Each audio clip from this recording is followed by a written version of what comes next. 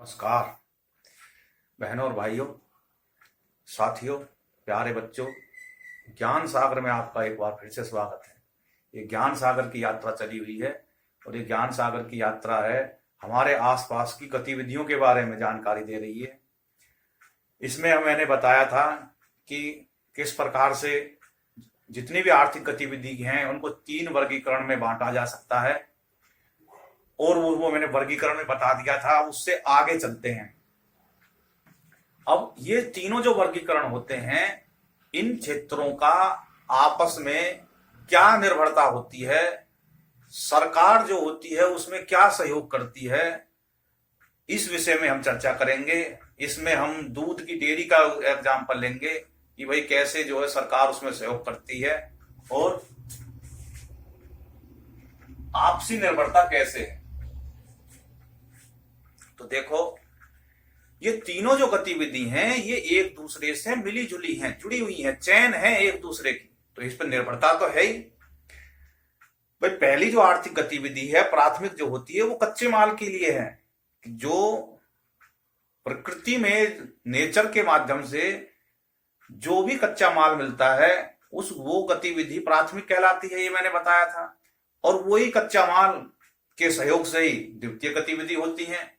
उनको वो प्रोसेस करते हैं और उससे माल के रूप में उसको पेश करके और भेज देते हैं। अब मान लो गेहूं ही नहीं मिलेगा तो आटा काय का बनेगा।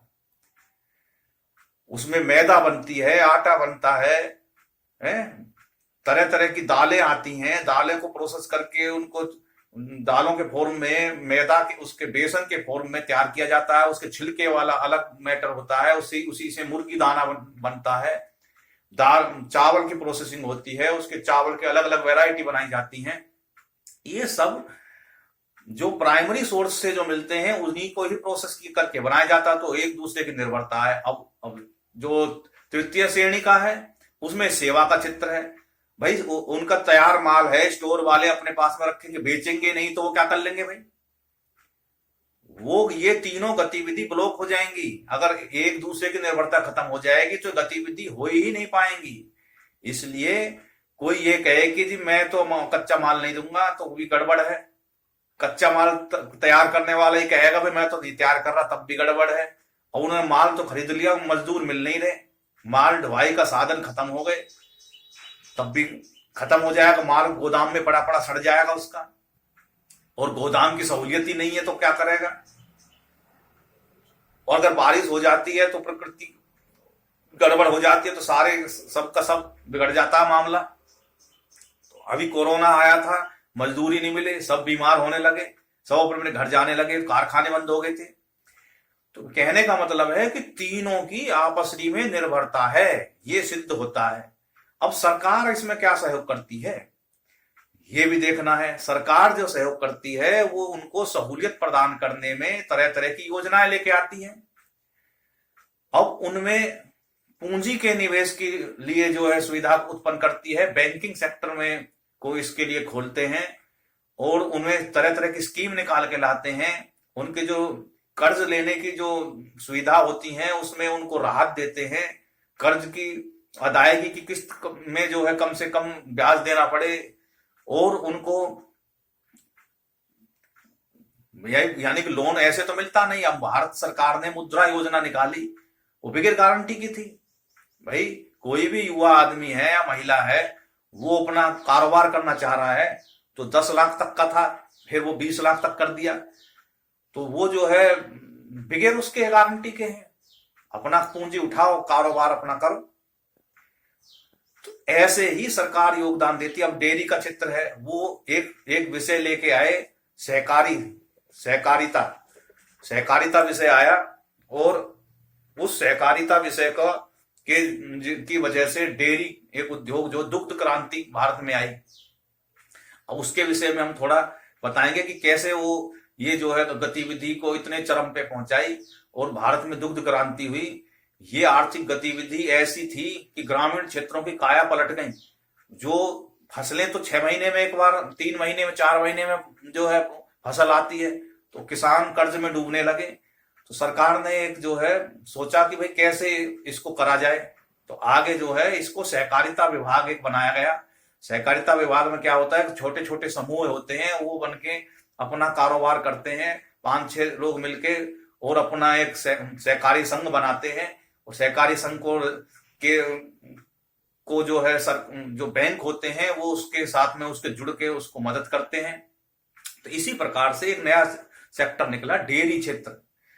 डेयरी क्षेत्र खेत के लिए, जो डेयरी सहकारिता है, खेत से थाली तक जो है वो पहुंचाता है, बड़ा लाभकारी है।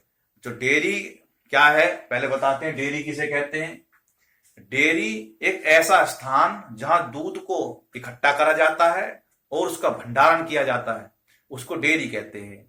डेयरी का मतलब है जहां दूध इकट्ठा करा जाता है और उसको भंडारित किया जाता है तकनीक के माध्यम से। उसमें दूसरे होते हैं बिचौलिए। बिचौलिया कौन होता है? बिचौलिया वह व्यक्ति होता है जो उत्पादकों का सामान खरीदता है, और जो उत्पादक है उनसे सामान खरीदता है और उपभोक्ताओं को बेचने के लिए ले जाता है। ये सारा काम बिचौलियों पर ही निर्भर करता है, और वो बदले में शुल्क लेते हैं, कमीशन लेते हैं। कि मान लो डेयरी ने अपना दूध बनाया, अपना ब्रांड दे दिया, लेकिन वो सीधे डेयरी से थोड़ी बिक जाएगा। वो एजेंसी बनाते हैं, बूथ बनाते हैं जगह जगह, और वहां पे अपना माल रखते हैं, और उनको जो भी सामान बेचता है उसको बदले में कमीशन देते हैं।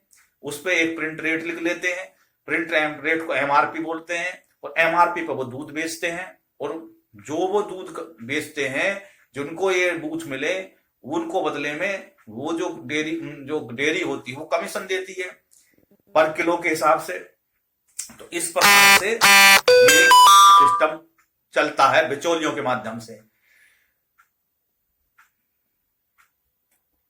इन दिनों में क्या हो रहा है, गांव में आप सुबह सुबह जाते हैं तो बाल्टियों के खनकने की आवाज आएगी, टन टन आती हुई है। गुजरात में सब जगह बाल्टी टकराती रहती हैं। सबसे अच्छे मित्र हैं उनके, सबसे अच्छे मित्र कौन होते हैं बाल्टी टकराने में? गाय और भैंस, और जो है उनको उनके मित्र होते हैं वे रंभाने की आवाज आपको सवेरे सवेरे सुनने लगती है गांव में, एरियो में, डेयरी वाले क्षेत्रों में।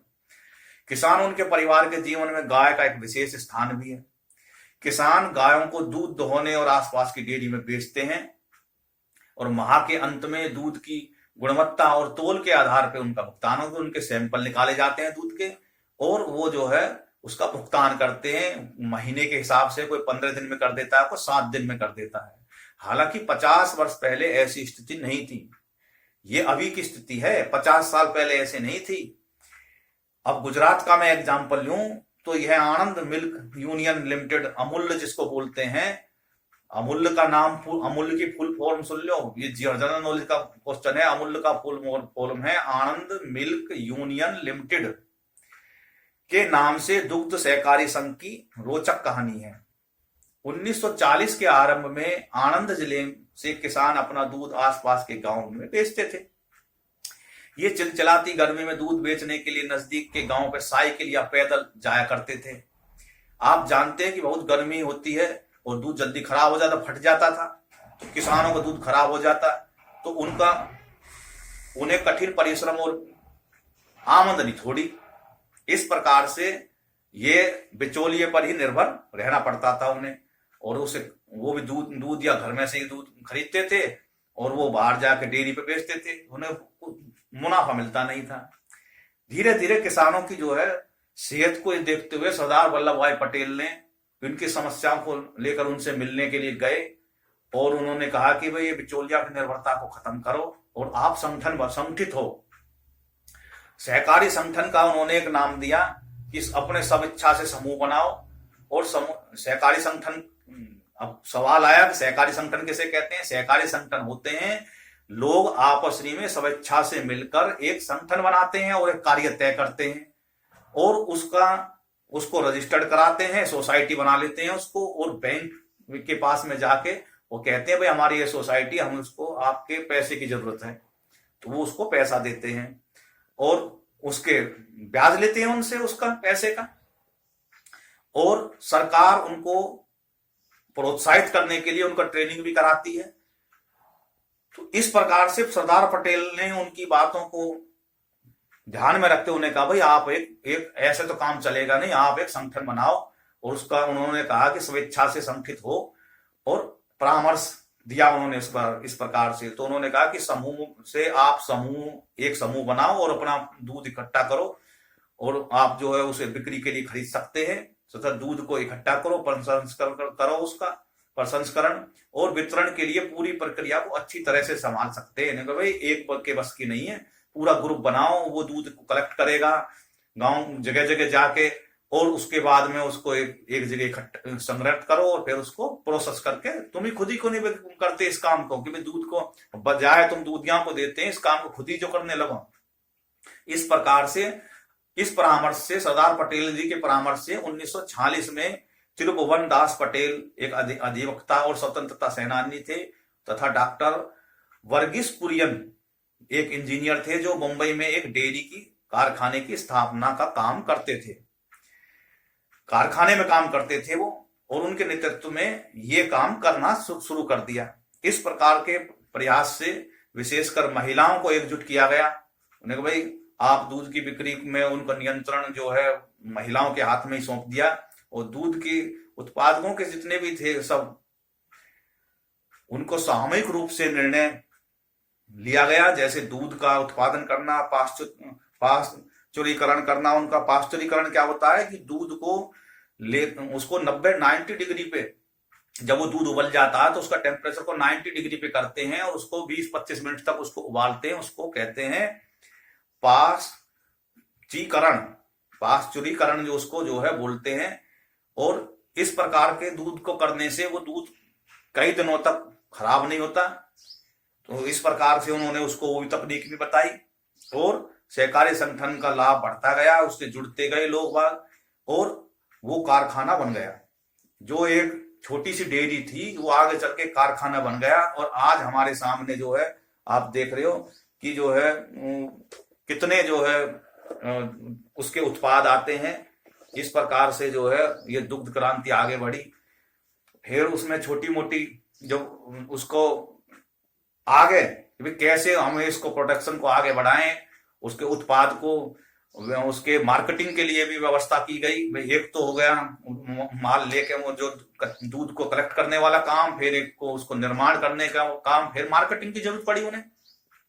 तो वो जो खुदरा की जो दुकान थी उनमें जो है उनको भेजना शुरू करा, और कहने लगे भाई आप इनका उत्पादों पे हम जो है ये हमारे हैं, आप हमारे इनको रख लो अपनी दुकान पर, इनको बेचना शुरू करो। इस प्रकार से ये रोचक कहानी थी सहकारी संगठन की, जो गुजरात की जो है आनंद जो डेयरी थी, जो अमूल्य है, उससे ये निकली। अब खुदरा किसे कहते हैं? खुदरा उसे कहते हैं कि जो बिक्री को थोड़ी मात्रा में, यानी कि एक तो थोक विक्रेता होते हैं, वो थोक विक्रेता एजेंसी होती है, और खुदरा वे होते हैं जो छोटी मात्रा में ही बेचते हैं अपने यहाँ पे। नहीं एक थैली भी ले जहां दे दूंगा भैया, अभी तो थोक वाले कहते हैं भैया पूरी कैरेट दूंगा मैं। तो जो खुदरा विक्रेता जो होते हैं वो माल की अल्प मात्रा में बिक्री करते हैं, उनको खुदरा वो विक्रेता कहते हैं। उपभोक्ता तक सीधी उनकी पहुंच होती है, और उनके पास में उपभोक्ता आते हैं और वहां से सामान लेके चले जाते हैं। इस प्रकार के उनका जो उद्देश्य होता है खुदरा वालों का, जिनको सामान देते हैं, वो दोबारा बिक्री के उद्देश्य से नहीं आगे होते, वो अपने घर में यूज करते हैं। तो इस प्रकार जो खुदरा जो विक्रेता होते हैं वो सीधे ग्राहक जो होता है, घरेलू जो ग्राहक होता है, उन तक डिमांड पहुंचाते हैं। वो आगे बिक्री के लिए नहीं जाते, वहीं चैन खत्म हो जाती है, खुदरा से आगे सीधी वो माल यूज हो जाता है। दूसरा होता है निर्यात।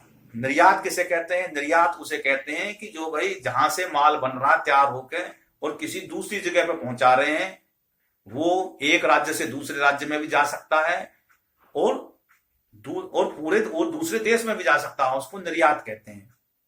आयात, इसी में आयात आता है। आयात होता है जो बाहर से माल लाया जाता है, उसको आयात कहते हैं। इस प्रकार से जो निर्यात होता है वो दूसरे जो है देशों में भेजा जाता है, उसको निर्यात कहते हैं। तो इस प्रकार से जो है अमूल्य की शुरू हुआ। फिर अमूल्य के हिसाब से कर्नाटक में नंदनी, दिल्ली में मदर डेयरी है, हरियाणा में बीटा, उत्तर प्रदेश में जो है पराग। इस प्रकार से जो है ये डेयरियों का जो कार्य चलता गया, इनको सहकारी डेयरी बोलने लगे।